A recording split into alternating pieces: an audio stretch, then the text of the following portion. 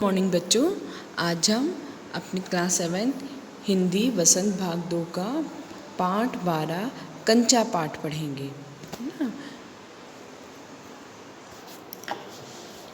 वह नीम के पेड़ों की घनी छाँव से होता हुआ सियार की कहानी का मजा लेता आ रहा था।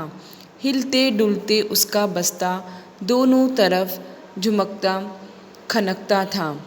स्लेट कभी छोटी शीशी से टकराती तो कभी पेंसिल से।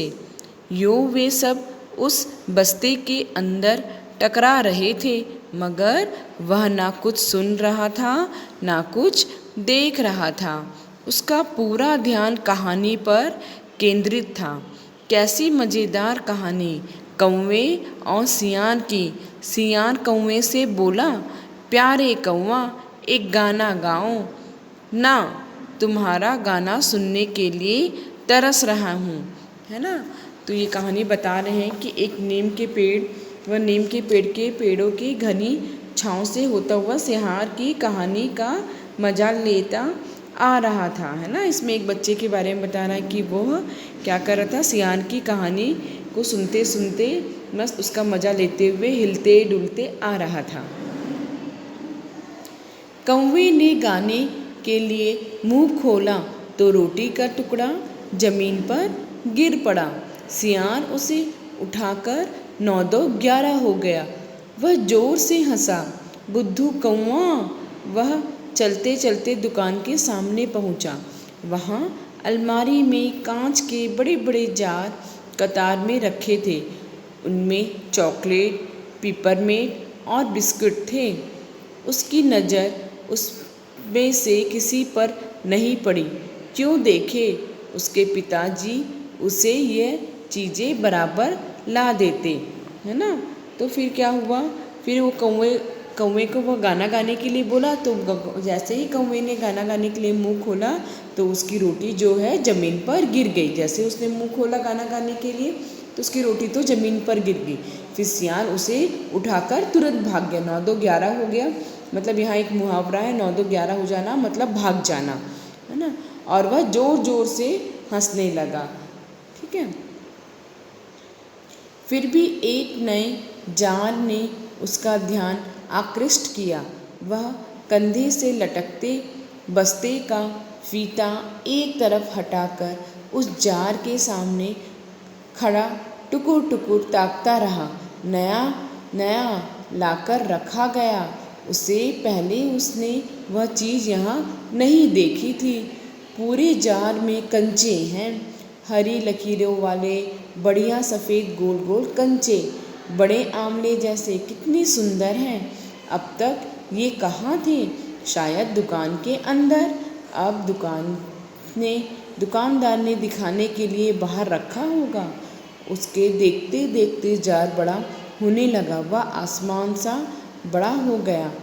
तब वह भी उसके भीतर आ गया।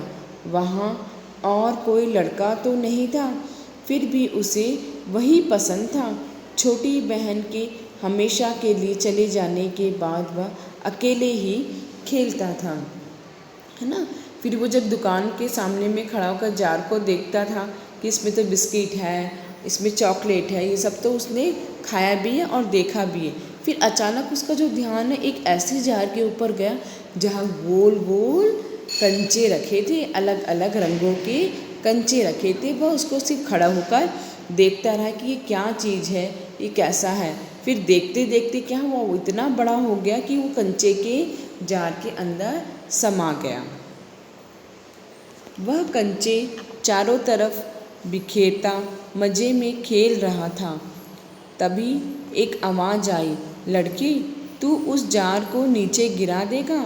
वह चौंक उठा। जार अब छोटा बनता जा रहा था।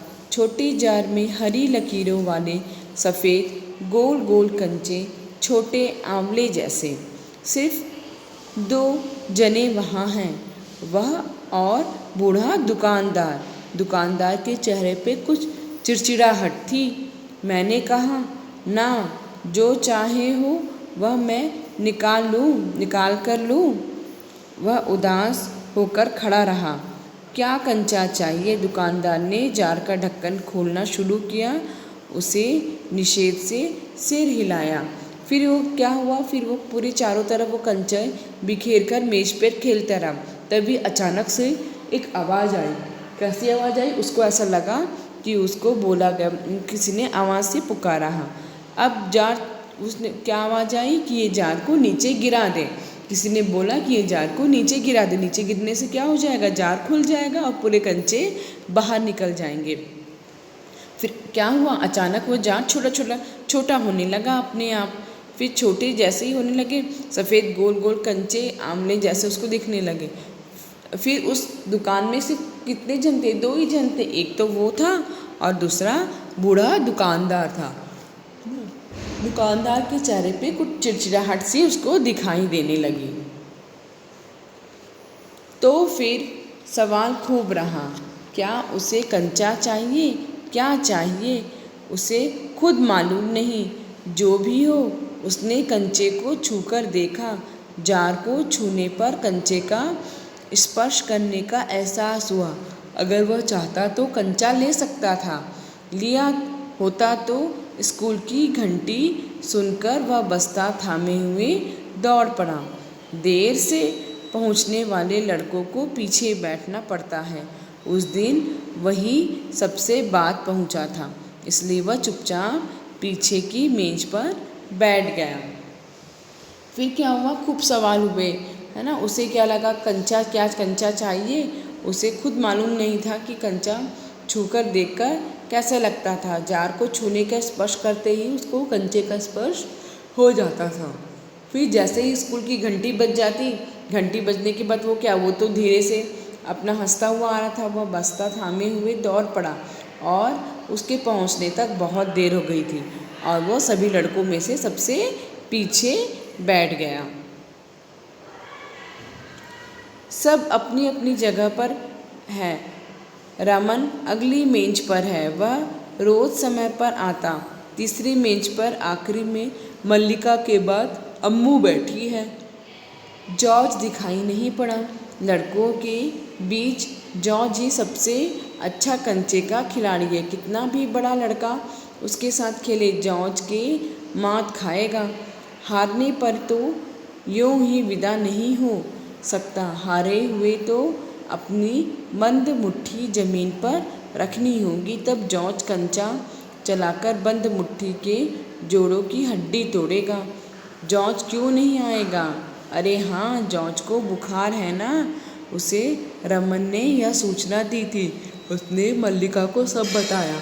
जॉर्ज का घर रमन के घर के रास्ते में पड़ता है। अप्पू कक्षा की तरफ ध्यान दे रहा था, है ना। फिर क्या हुआ? अगली बेंच पर वो अपनी जगह पर, वो सब अपनी अपनी जगह पर बैठ गए। रमन भी अपनी अगली बेंच पे बैठ गया। वह रोज़ समय पर आता, इसलिए उसको सामने बैठा। फिर तीसरी बेंच पे मल्लिका बैठी। मल्लिका के बाद अम्मू बैठ गई। फिर जॉर्ज दिखाई नहीं पड़ा। लड़कों के बीच में जॉर्जी जो है सबसे अच्छा खिलाड़ी था, वही सबसे अच्छा कंचा खेलता था। जॉर्ज क्यों नहीं दिखाई दिया? क्योंकि उसको बुखार हो गया था, उसकी तबीयत ठीक नहीं थी, इसलिए वह नहीं दिखाई दिया, है ना। इस तरह हमने कंचा पाठ का भाग 1 पढ़ा है। अब अगली क्लास में इसके हम भाग 2 पढ़ेंगे। धन्यवाद।